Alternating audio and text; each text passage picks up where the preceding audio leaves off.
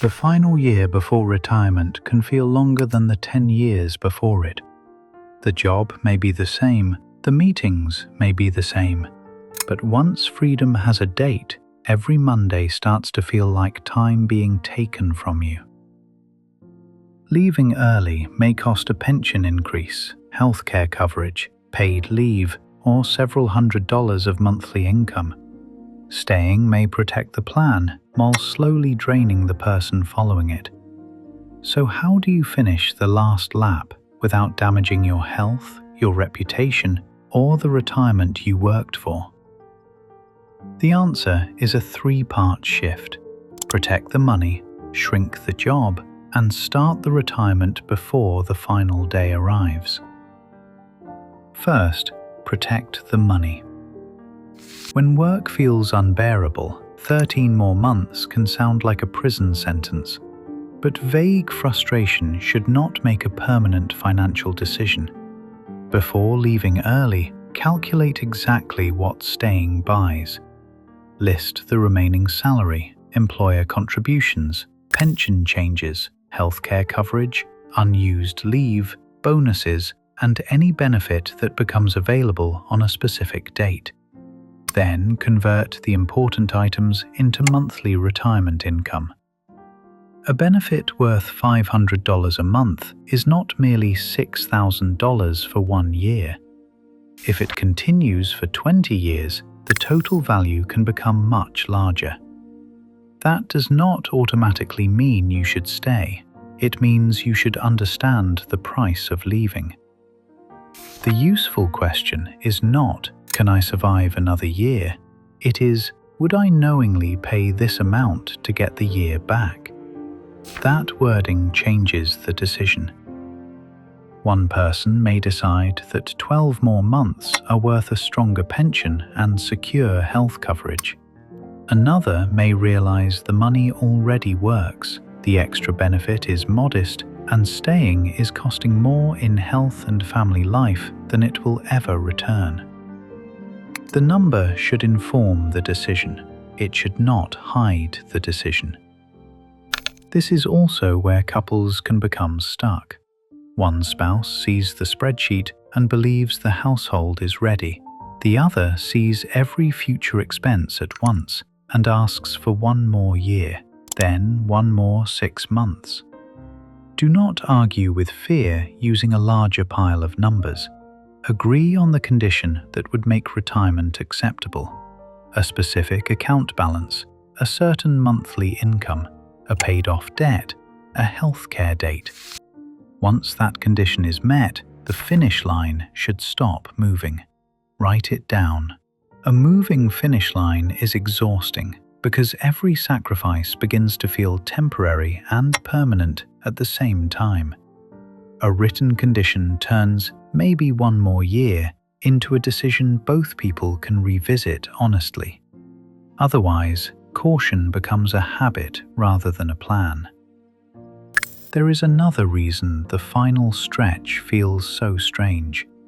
For decades, work may have answered basic questions for you. Where do I need to be? Who needs me? What am I responsible for? What am I good at?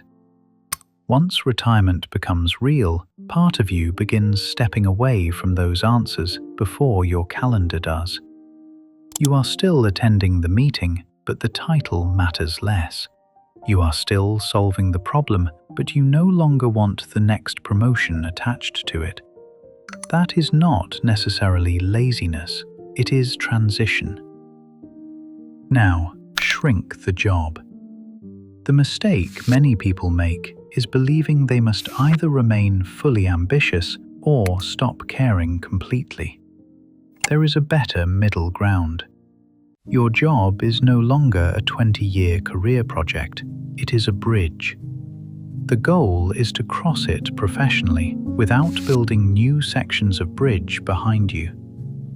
Do the work that genuinely matters, meet the important obligations. Stop volunteering for projects that will outlive your departure. Document the systems only you understand. Train the person who will inherit them. Transfer long-term responsibilities before they become emergencies.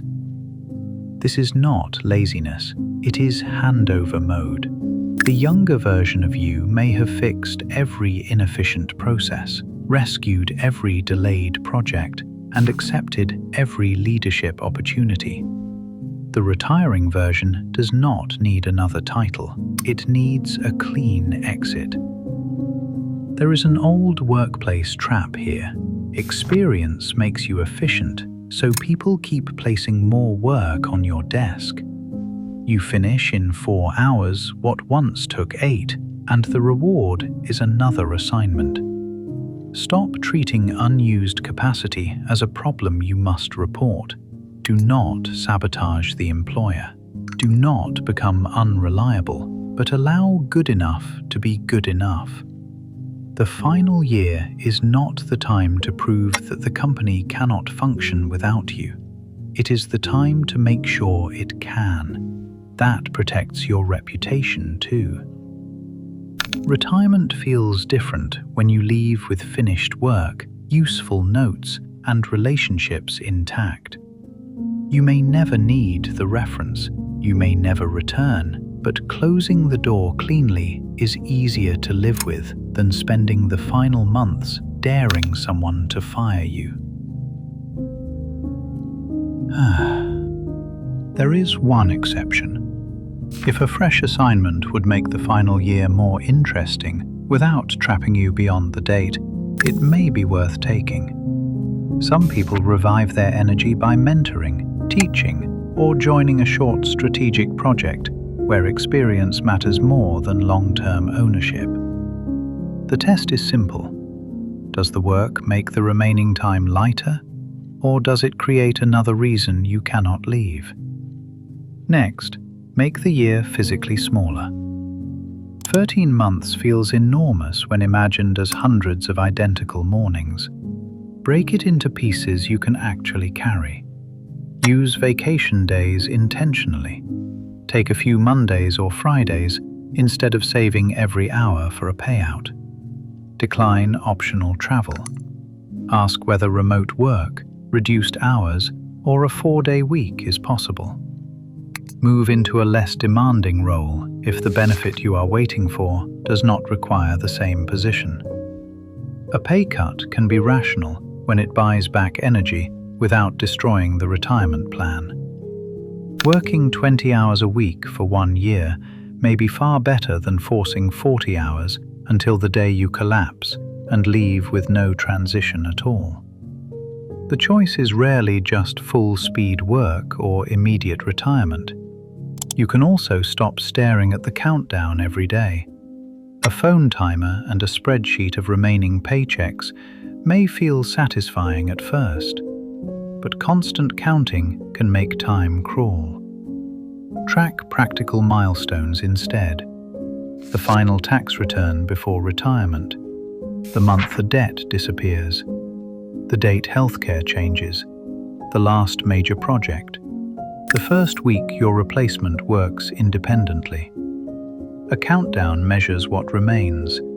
A milestone shows what has been completed. It also helps to protect the hours that do not belong to work. If every evening is spent recovering and every weekend is spent dreading Monday, the job has expanded far beyond the time printed on the schedule. Put something real on the calendar after work. Dinner with friends, a morning walk, a class, a short trip. Not as a reward for surviving, but as proof that the next stage of life has already started taking up space. Even one protected evening can change the week. It reminds you that work is still part of your life, but it is no longer allowed to own all of it. This is the midpoint, where the answer changes depending on why you are struggling. Ordinary impatience is one thing. Serious depression, grief, worsening health, workplace abuse, or a marriage being damaged by the job is something else. Do not call every painful situation the last lap and force yourself through it because the spreadsheet looks slightly better. If sleep is collapsing, blood pressure is rising, or every evening is spent recovering enough to return the next morning, calculate the cost of leaving early again. The first calculation measured lost benefits. This one measures what staying is consuming. Sometimes the correct answer is to finish. Sometimes it is to step down. Sometimes the numbers already work, and fear is the only employer left. A retirement plan is supposed to protect your life. Your life is not supposed to protect the spreadsheet. Finally, start the retirement. Many people plan the money for years and plan the first Tuesday for about 12 minutes. They picture travel, rest, and freedom. Then the first quiet month arrives. Work no longer supplies structure, people, deadlines, recognition, or a reason to leave the house. The final year should not be spent only escaping the old life. It should be used to build the new one. Choose 2 or 3 weekly anchors now. Exercise at the time you plan to exercise after retirement. Join the group you keep saying you will join later. Start the volunteer work, hobby, class, or part-time role before the final paycheck. Reconnect with people who know you without your job title. Test an ordinary retirement week during vacation, not a resort week, a normal one. What happens on Wednesday morning? Who do you speak to? What gives the day shape? How much money do you spend when every afternoon is available? Does your spouse imagine the same retirement you do? These questions are not side issues. They are the retirement. Starting early also changes the emotional meaning of the final year. Work is no longer blocking your life because part of that life already exists. The job becomes one remaining commitment inside a larger week, not the entire wall between you and freedom. So here is the complete last lap plan.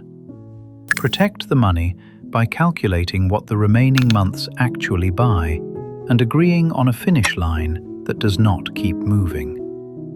Shrink the job by shifting into handover mode, refusing unnecessary long-term obligations, and preserving the relationships that matter. Start the retirement by building the routine, people, health, and purpose that will replace the structure of work. You do not need to love the final year. You do need to understand why you are staying and what you are moving toward. In the comments, tell me how long you have left and the one benefit, obligation, or fear keeping you at work. Next, we are looking at a much earlier and harder starting point, reaching your 50s with almost nothing saved, a modest income, and 6 figures of student debt. Is retirement still possible, and which problem should be attacked first? The finish line feels closer when the life beyond it has already begun.